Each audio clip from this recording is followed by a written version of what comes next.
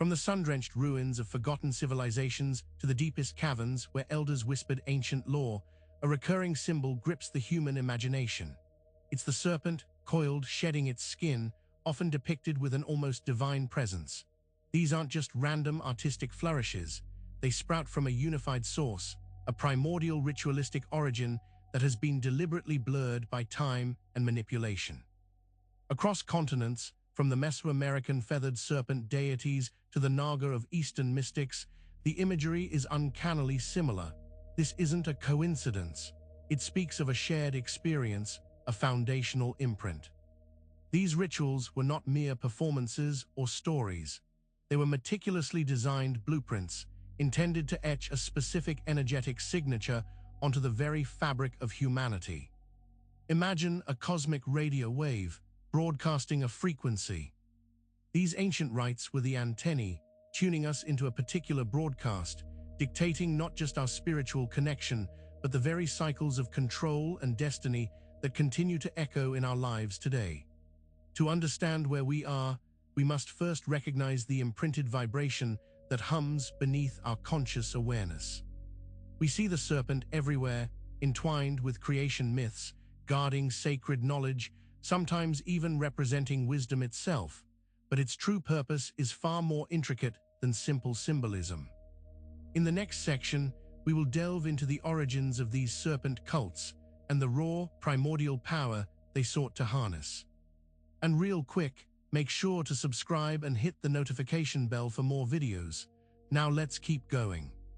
The whispers of the ancient world spoke of serpent cults, clandestine gatherings where humanity first attempted to commune with the forces that governed existence. These weren't polite congregations, they were immersions into the raw, untamed energies of the earth, a quest to tap into a power that predated organized religion, a power that felt primal and profound. Think of the Earth's magnetic field, the deep thrumming beneath our feet. The serpent, with its intimate connection to the terrestrial realm, was seen as the conduit. Its slithering form, its shedding skin, represented the cycles of renewal and the deep, hidden currents of life. These cults sought to mirror and manipulate these forces to become architects of their own reality. They understood that power wasn't just in rituals, but in understanding the very vibration of existence. The serpent, in its earthly dance, was the key to unlocking this raw, untamed power. But this wasn't just about spiritual enlightenment, it was about establishing a foundation. These cults were setting the stage for something far grander, something that would shape the very trajectory of human development. But what was the ultimate goal of harnessing such primordial might? In the next section, we will explore how this serpentine connection became the architect of our very civilization. The serpentine influence extends far beyond mere religious fervor. It's woven into the very foundations of our societies, shaping our cities, our laws, and our understanding of structure. Consider the deliberate placement of ancient temples, their alignment with celestial bodies, often echoing the coiled form of the serpent. Civilization, as we know it, was not born of random chance. It was a carefully orchestrated evolution, guided by an understanding of energetic flow and control. The serpent, with its ability to infiltrate and influence, became the symbol and the operating principle behind this grand design. Imagine a blueprint, laid out with geometric precision, guiding the construction of human society. This blueprint was infused with a serpentine logic, a subtle yet pervasive force that dictated hierarchy, growth, and even the suppression of dissenting ideas. It was about building a cohesive, yet ultimately controlled, existence. This wasn't about brute force. It was about a deeper, more insidious form of guidance, an energetic imprinting that shaped our collective consciousness. But to truly understand this architectural influence, we must examine the methods used to embed this serpentine signature. In the next section, we will uncover the role of blood sacrifice and energetic imprinting. To truly bind a spiritual energetic signature to the physical realm, ancient cultures understood the profound power of sacrifice, particularly blood. This wasn't a barbaric act for shock value, but a deliberate, highly ritualized practice designed to imbue objects, places, and even people with a potent, lasting energy. The life force, the very essence of vitality, was seen as the ultimate currency in the energetic exchange. When blood was spilled in specific, ritualistic contexts, it wasn't merely an offering, it was a powerful imprint, a way of cementing a connection between the spiritual and the material worlds. These acts created energetic anchors, reinforcing the serpent's dominion. Think of it like a permanent mark, a brand that could not be erased. The blood held the vibration of life, and by offering it within sacred geometry or to specific entities, that vibration was transferred, creating a profound energetic imprinting. This allowed the serpent's signature to become a fundamental part of human experience. This method, while alien to our modern sensibilities, was incredibly effective in embedding the intended energetic frequencies into the collective consciousness. But this imprinting served a deeper, more confining purpose. In the next section, we will explore how the serpent's coil became a potent symbol of binding. The serpent, coiled and ready to strike, is a universally recognized symbol, but its true meaning goes beyond mere threat. It represents a fundamental principle of energetic architecture, a visual metaphor for containment and control. The image of the serpent's coil is a direct representation of a system designed to bind and restrict. Consider the intricate patterns of energy flow, the way energies can be channeled and directed. The coiled serpent embodies this by creating a closed loop, a self-sustaining cycle. This geometry allows for the maintenance of a specific energetic state, preventing escape or deviation from a predetermined path. It's a trap, elegantly disguised.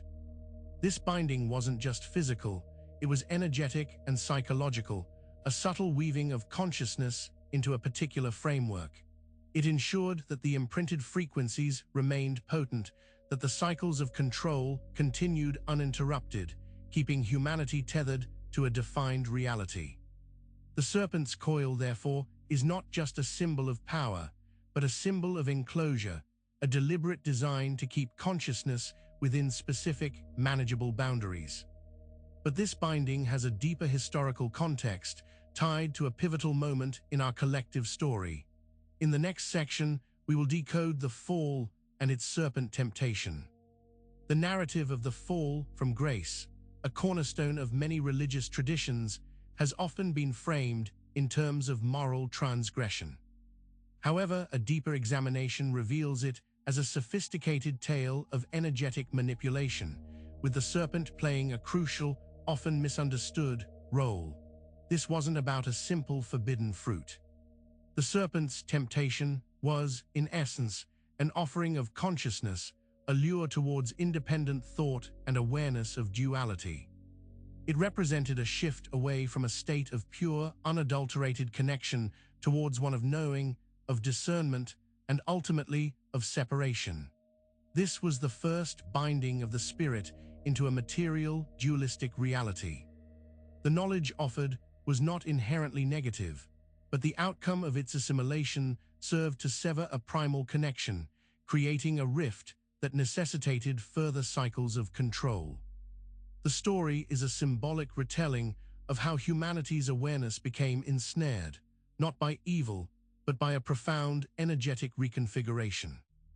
This pivotal moment, veiled in myth, explains the subsequent need for intricate systems of control to manage the newly fallen consciousness.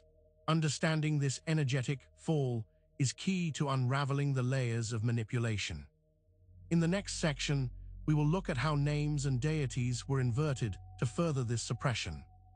To effectively alter the energetic landscape, a subtle yet powerful tactic was employed: the inversion of names and the suppression of deities. By twisting the identity of benevolent forces and obscuring their true nature, a confusion was sown, making it harder for humanity to access authentic spiritual power and guidance. Ancient cultures often associated specific energies and qualities with divine beings, their names acting as potent vibrational keys. When these names were corrupted, their original resonance was corrupted too, transforming them from sources of illumination into symbols of something else entirely. This created energetic dissonance. Consider the practice of demonization. What were once revered goddesses of fertility or wisdom were systematically recast as malevolent entities, their powers twisted and feared. This acted as a psychic barrier, deterring people from seeking the very energies that could liberate them. It was a deliberate act of spiritual dismemberment. This inversion was not arbitrary. It was a strategic move to control the narrative and the energetic access points for humanity. By scrambling our spiritual lexicon, the architects of control ensured that the original, potent connections were harder to find. In the next section, we will see how this energy manipulation extends to reincarnation cycles. The concept of reincarnation, particularly as it's often presented, can be not just a comforting idea of eternal life, but a sophisticated mechanism for continued energetic imprintment. The serpent's influence doesn't end with a single lifetime. It weaves through the very fabric of our cyclical existence, ensuring the perpetuation of its control. Each rebirth, when approached without awareness, becomes an opportunity for the existing energetic signature to be reinforced. The lessons and experiences of past lives, instead of leading to liberation, can become data points used to solidify the binding, guiding the soul back into familiar patterns and predetermined paths. It's a soul trap disguised as a journey. The illusion of a fresh start can mask the reapplication of the same energetic protocols, ensuring that the core energetic imprint remains intact across lifetimes. Without recognizing the underlying patterns, individuals find themselves traversing similar karmic roads, bound by the same energetic chains, generation after generation. This cyclical reinforcement is a testament to the enduring power of the serpent's influence, a testament to how deeply it has integrated its signature into the very process of spiritual evolution. But this cyclical binding is not random, it's rooted in specific geometric principles. In the next section, we will explore the six-pointed star and its serpent geometry. The six-pointed star, a symbol often associated with divine union or balance, carries a hidden serpentine geometry. When examined through the lens of ancient energetic architecture, its form reveals a sophisticated interlocking mechanism, designed not for union, but for the intricate binding of consciousness. Two intertwined triangles, each representing opposing forces, create a perfect enclosure. This geometric lock is crucial. It depicts the fusion of duality, the creation of a self-contained system where every ingress is also an egress, trapping energy within its boundaries. This is where the serpent's influence truly solidifies. This geometry is not accidental. It's the blueprint for a containment field, a way to manage and direct the flow of spiritual energy. By interweaving these foundational forces, a stable, yet ultimately limiting, energetic matrix is formed, one that can be readily read and influenced by external signals. The six-pointed star, therefore, is not merely an emblem of faith, but a diagram of energetic control, a visual representation of how our consciousness became bound within a dualistic paradigm. But this geometric binding has a physical counterpart, a structure that mirrors this confinement. In the next section, we will examine the black cube and consciousness containment. The black cube, a starkly simple yet profoundly influential shape, represents the ultimate containment of consciousness.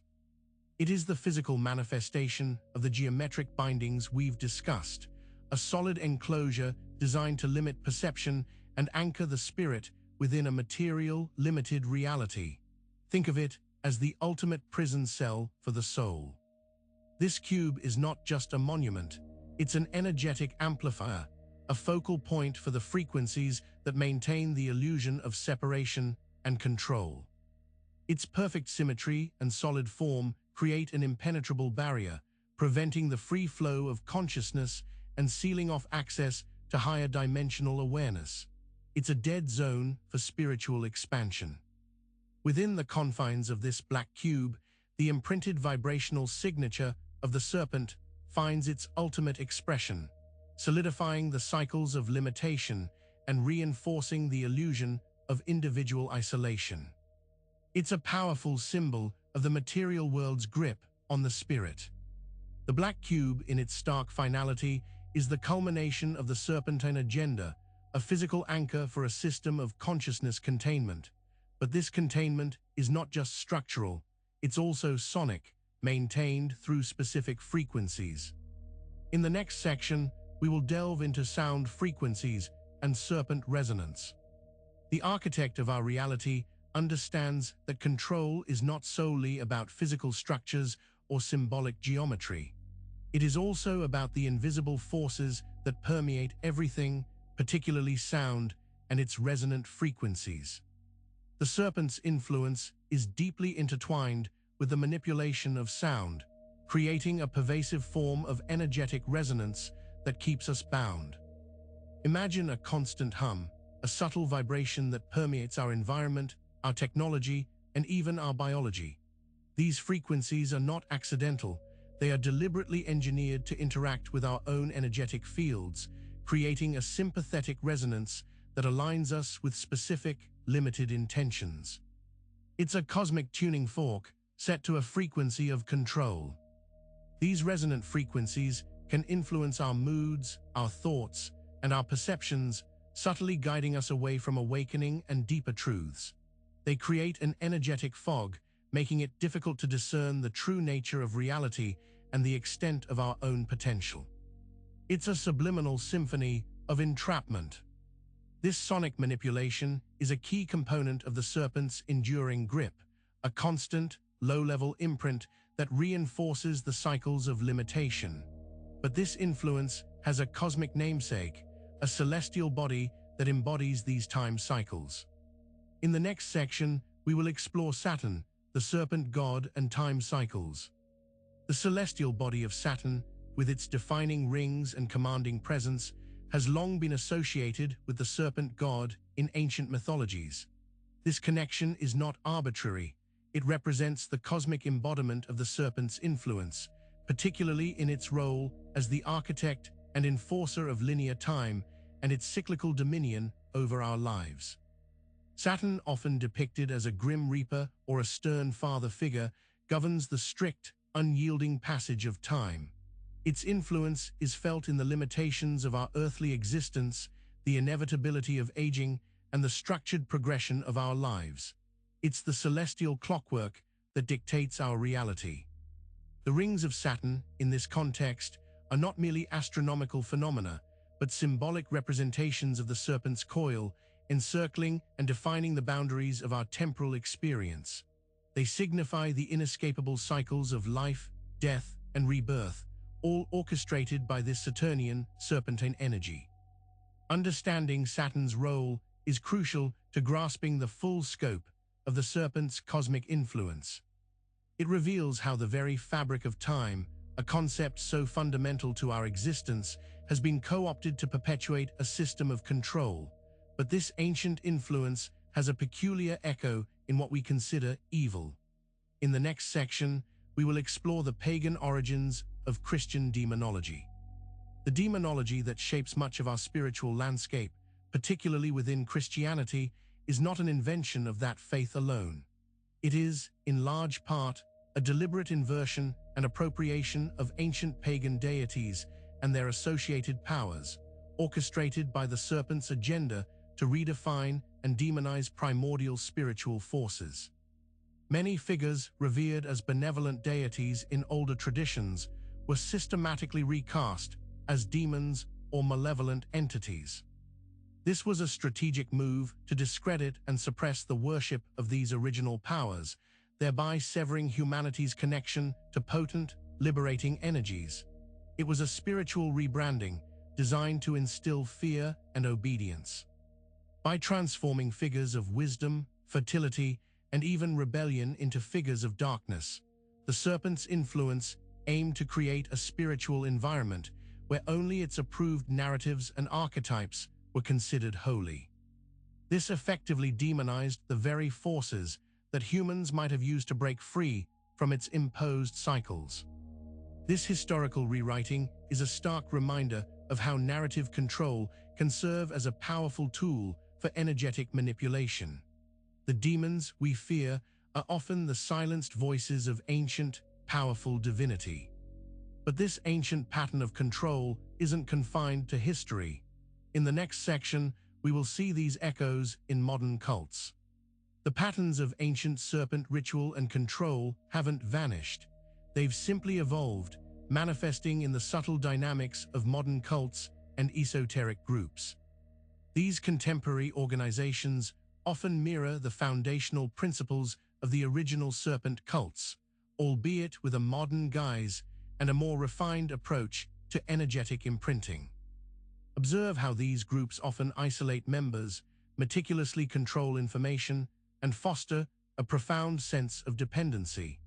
This mirrors the ancient methods of binding consciousness within a specific energetic framework, ensuring that deviation from the accepted dogma is met with severe energetic or psychological consequences.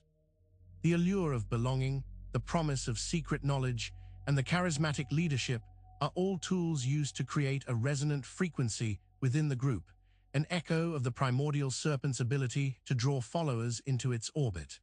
This creates a contained energetic field, ripe for manipulation and imprinting.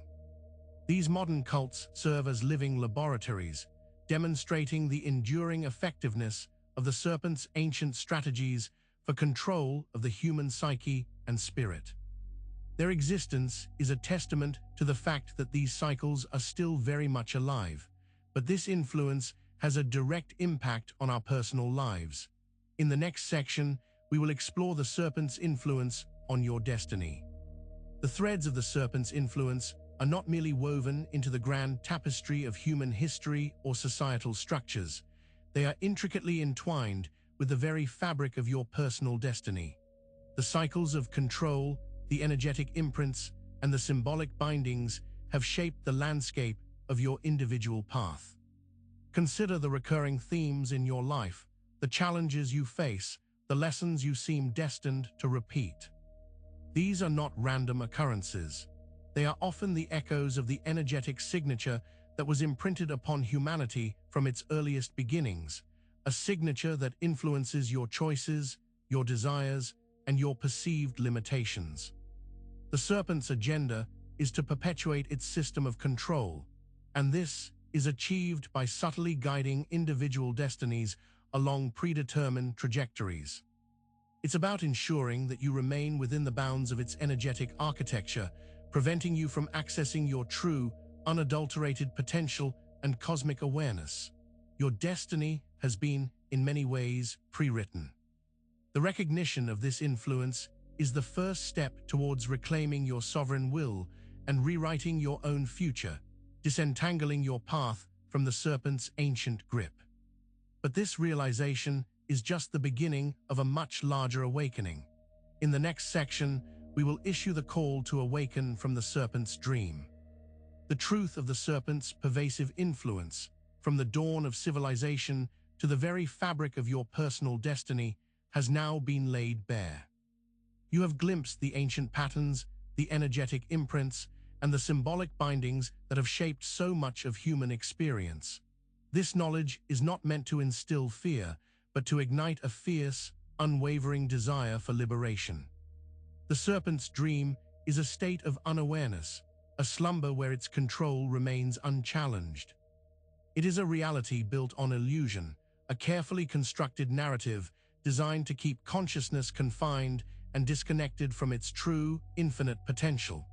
This dream is alluring, comfortable, and deeply insidious.